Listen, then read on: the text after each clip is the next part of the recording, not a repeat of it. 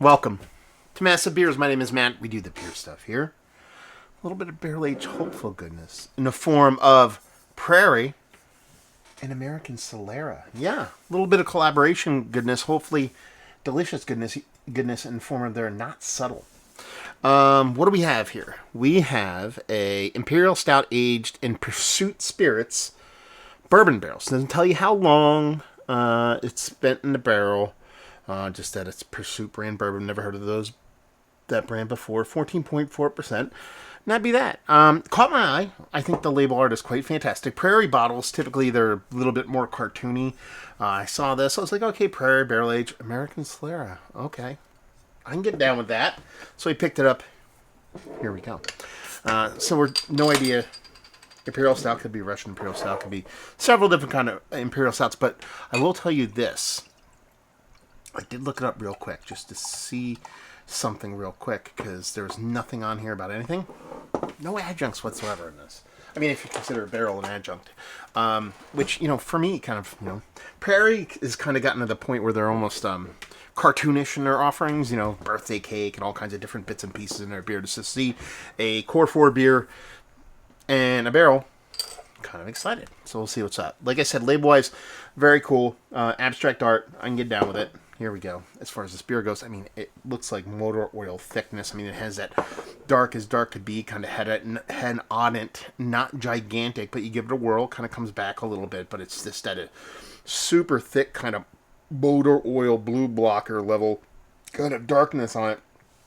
So it looks the part of a gigantic, huge barrel-aged stout. So, yeah. Let's see if we get a nose.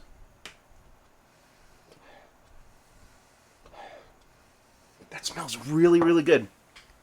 I'm really curious. I think it's just a straight bourbon barrel, but there's almost like a ambarana wood / kind of like cinnamon thing going on in this, which I think is very, very, very cool, especially if it's coming to core force and a basic spirit. But there's huge bourbon notes on it, gigantic, over the top, just super robust, but not like hot or singeing kind of spirit notes here. So you get this rich kind of bourbon. You get this really big barrel char off this sucker. Gobs and gobs of vanilla, gobs and gobs of coconut. That rough edge, kind of shaved, blackened, charred kind of chocolatiness I love when it comes to a barrel. And a really sturdy, really taut kind of malt forward rich stout. I'm gonna venture to say this is probably a Russian Imperial Stout based off of the nose. I mean, a 14, let's just call it 15%. 15% barrel-aged stout. Something with this much kind of heft to it, this much kind of spirit involved. You almost want that counteracting of a beer, of a bittering, of that combination of that kind of bitter, roasted, toasted malt astringency on top of a aggressive hop kind of dosage, kind of bounce off a big portion of that sweetness, but you're just getting a 2x4 to the faces, just uppercut, uppercut, uppercut from every portion of this beer, from the barrel-aged stout portion, or the barrel portion, the stout portion, and the spirit portion are all kind of coming like a billion miles per hour. Yeah, I'm here for it. Let's just dive in. Cheers, y'all.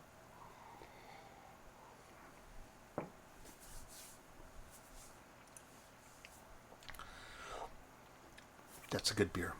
It's a very tasty beer.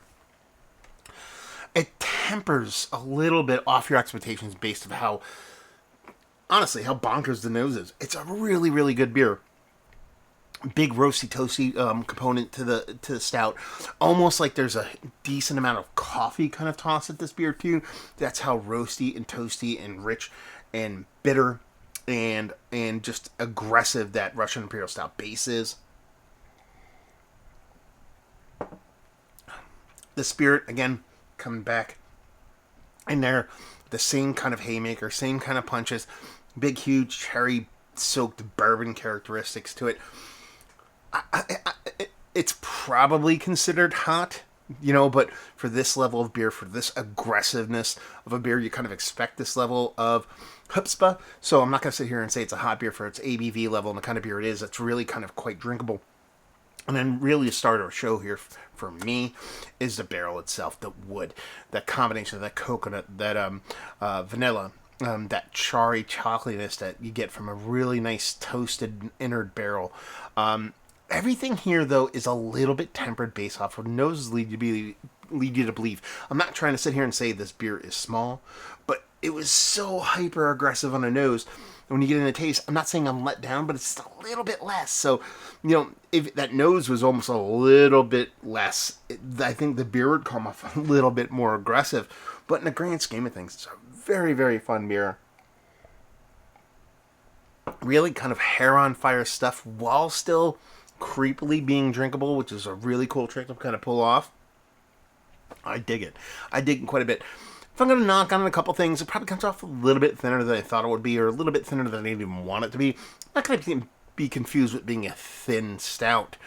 But, for this ABV and its aggressiveness, I want just a touch more body to it. Just a little bit. Maybe even, it just could be a carbonation tweak here. Just a slight elevation of the carbonation, I think, would bring out a little bit more in this beer. I'm actually seeing a bottle date. I'm really curious to see. Okay. It says not subtle, and it says 04/03/24. So this is only 4 months actually on a nose. No, a little bit over 4 months old. So it's a relatively fresh beer. So kudos on them for releasing a beer that is practically ready to drink out of the chute. A lot of breweries, I think, they kind of put these beers out there and want time to take care of them for them. But for a relatively fresh beer, relatively green beer, it's quite nice. And really, the nitpicks here are maybe, like I said, a mouthfeel thing. And I think that's it. I'm being really harsh on this beer. I don't know why I'm not kind of going gaga for it. It probably is that kind of a juxtaposition to where the nose is a little bit more aggressive than the taste, but a very fun beer. Oh, let's put it this way. The other nitpick would be price point. $14 for a 12-ounce bottle. I mean, that's kind of Prairie's MO when it comes to barrel-aged stuff. Is this better than Bourbon County? No. Is it worse? I don't think so. Do I get almost twice as much? Not twice as much, but an extra third of a beer at the same price point, and I'm always assured of an on-point product. Yeah, sure, but for the sake of variance, for the sake of trying something new from a brewery I haven't reviewed a ton of, in collaboration with a brewery I haven't reviewed even less of, yeah, it's a fun beer. It's a fun beer. I'm glad I bought it. Am I going back to buy a bunch of different bottles? No. If I see this on discount, let's put it that way. If I see this on discount, which does happen in my area, not a ton on Prairie stuff, but it can happen. Where do I want this price point to be as opposed to $14? If this is $8.99, $9, I'm game. Let's go flat 10. Flat $10. I think this is absolutely bonkers level good deal at $10. I just think once you add that $4 on there, I think it just becomes, it tiptoes into just other barrel aged beers that you can get more for a little less money. Let's put it that way, and have an equally fun experience for it.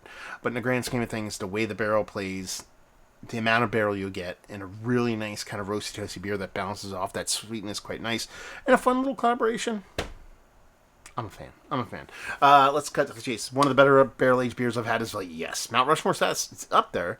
I think a couple have done me a little bit better, but it's worthy. It's very, very tasty stuff. Zero issues with me purchasing this beer. Let's put it that way. Value and availability, again, like I said, $14 off the shelf. Prairie stuff is pretty well represented here in New Jersey, so I'm sure you should be able to find this. I bought this at a large chain supermarket liquor / beer store, so it should be able to got and leave you with, if you like what we like this. If you like big bourbon barrel-aged stouts and you want something that's a little bit more roasty toasty, and like I said, brings a little bit of vibes of the Amburana wood, lets the wood show forward, you like the barrel coming through, and you just dig on fun beer, fun collaborations, you'll dig this. So there you go, we're reviewing the books. Hopefully you enjoyed. American Solera and or Prairie. Have you been to the breweries? Have you had their beers? Have you had this beer in particular? That's what we want to talk about. All that fun stuff down in there. Hopefully you enjoyed the review. Hopefully you enjoyed big barrel-aged behemoths right now. Hopefully see you next time. Cheers, y'all.